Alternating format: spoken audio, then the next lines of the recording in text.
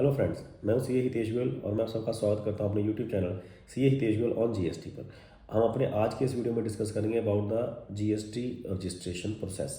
Government recently issued an advisory about this process of GST registration. उसमें उन्होंने इस advisory में कोशिश करी कि जो जीएसटी रजिस्ट्रेशन में कॉम्प्लिकेशन आती हैं या कोई डेफिशिएंसीज रेज होती हैं या जो क्लैरिटी नहीं, तो उसको उन्होंने इस एडवाइजरी में उसको सॉल्व करने की कोशिश करी। तो कहने का मतलब जीएसटी रजिस्ट्रेशन प्रोसेस को सरल बनाने का प्रयास किया इस एडवाइजरी के थ्रू। तो इसमें उन्होंने कुछ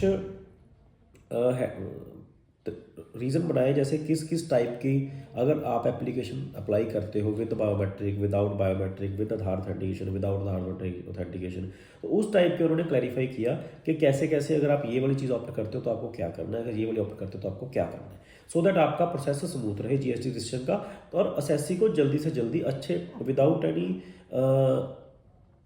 हिंड्रेंसेस, विदाउट एनी प्रॉब्लम उसको जीएसटी रजिस्ट्रेशन मिल जाए।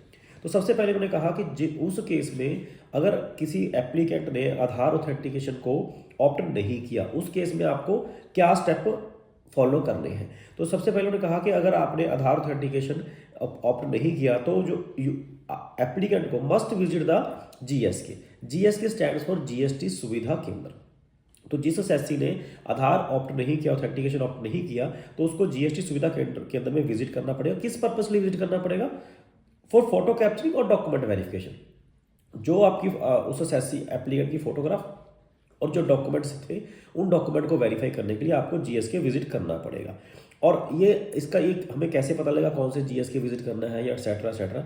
जैसे ही हम जीएसटी रजिस्ट्रेशन अप्लाई करते हैं, वहाँ पे आधार ऑथेंटिकेशन नो सेलेक्ट करेंगे तो वो एक ऑटोमेटिक एक ईमेल आएगी with the GSK details and कौन से डॉक्यूमेंट आपको चाहिए और कौन से जीएसके पे आपको विजिट करना है, मतलब जीएसटी सुविधा केंद्र किस में आपको विजिट करना है, वो आपको मेल आएगी। उसमें एक लिंक दिया होगा, उसमें आप लिंक को क्लिक करके आप अपना टाइम अपॉइंटमेंट शेड्यूल कर सकते हो वाया दैट लिंक।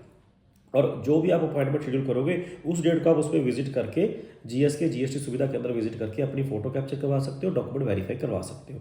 तो ये उन्होंने प्रोसेस बताया in case of Aadhaar authentication नहीं ऑप्ट किया था। वेरी इजी, आपने अपने आप आपको मेल आएगी। जब आप नो सेलेक्ट करोगे तो मेल पे आपने खुद ही अपॉइंटमेंट सेलेक्ट करनी है, शेड्यूल टाइप अपॉइंटमेंट शेड्यूल करनी है कि किस टाइम पे आप विजिट करोगे, और उस टाइम पे आप अपने नेसेसरी डॉक्यूमेंट जो उसमें लिखे बताए होंगे और अपनी फोटो कैप्चर करवानी है वहाँ पे जाकर। That's it, right. देन उन्होंने बताया कि जिस एप्लीकेंट ने आधार ऑप्ट किया, आधार ऑथेंटिकेशन ऑप्ट की, और फिर भी उसकी एप्लीकेशन आइडेंटिफाई होगी बायोमेट्रिक ऑथेंटिकेशन के लिए। मान लीजिए किसी एप्लीकेंट ने आधार के लिए जीएसटी रजिस्ट्रेशन के लिए अप्लाई किया, उसमें आधार ऑथेंटिकेशन कर दी, but even after Aadhaar authentication उसकी एप्लीकेशन ऑटोमेटिकली सिलेक्ट होगी बायोमेट्रिक ऑथेंटिकेशन के लिए, वो भी हो सकती है, राइट। तो उसमें क्या करना होगा? तो उसमें उन्होंने कहा कि जो प्रमोटर पार्टनर होंगे, जो एप्लीकेंट होगा, प्रमोटर हो, प्रोप्राइटरशिप हो, पार्टनर हो, कोई जो भी एप्लीकेंट है, उसको पहले तो जीएसके पे विजिट करना पड़ेगा। जीएसके जैसे हमने पहले बताया जीएसटी सुविधा केंद्र, उसको वहाँ विजिट करना पड़ेगा for biometric authentication and photo capturing, जैसे हमने पहले डिस्कस किया था। और फिर उसमें उसके बाद में उसको अगर कोई प्राइमरी ऑथराइज्ड सिग्नेटरी है देन उसको भी वहाँ पे विजिट करना पड़ेगा, अगर कोई है। आपके केस में अगर नहीं है then if primary authorised signatory और promoter is one and same thing, then only one person will have to visit, otherwise दोनों को वहाँ पे विजिट करना पड़ेगा।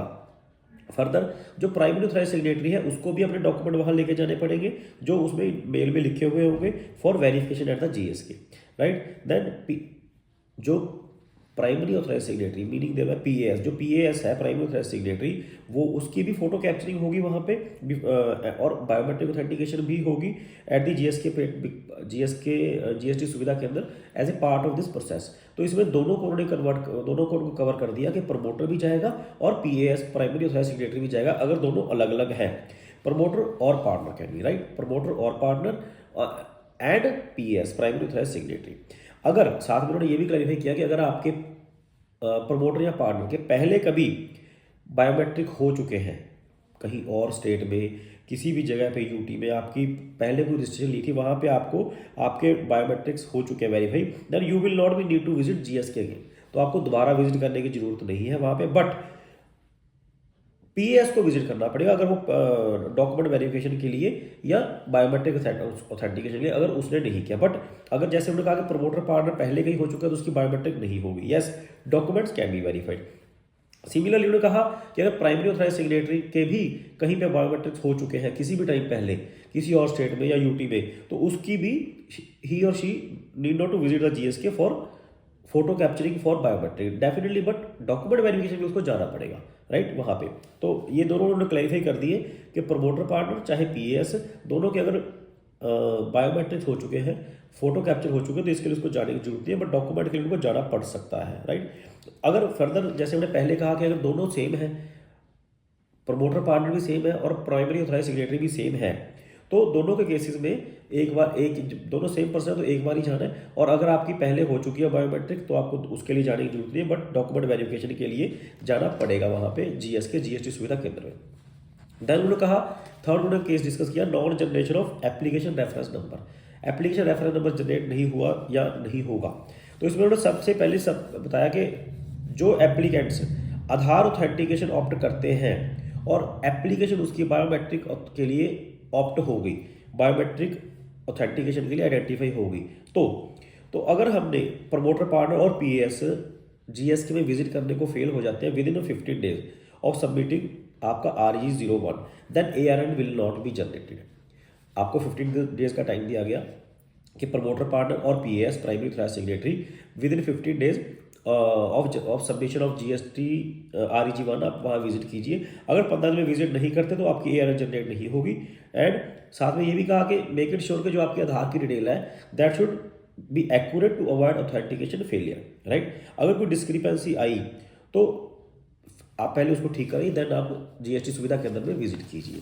सेम उन्होंने दोबारा फिर कहा कि अगर आपकी फोटो कैप्चर और डॉक्यूमेंट वेरिफिकेशन नहीं कंप्लीट होती then ARN will not be generated, और अगर आपका आधार में कोई डिस्क्रिपेंसी है even then ARN will not be generated, तो इसके उन्होंने 50 डेज का टाइम दिया।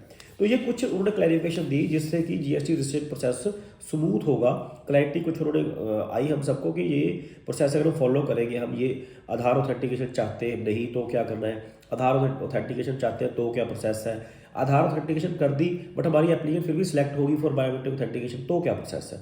तो गवर्नमेंट ने बड़े अच्छे तरीके से ये वाली पॉइंट क्लैरिफाई किए, तो और हम डिस्कस भी किया हमने आपके साथ इसको 1 by 1। तो हमें उम्मीद है आपको हमारा ये वीडियो अच्छा लगा होगा। Further I request all the members to like and subscribe my YouTube channel CA Hitesh on GST। Thank you very much.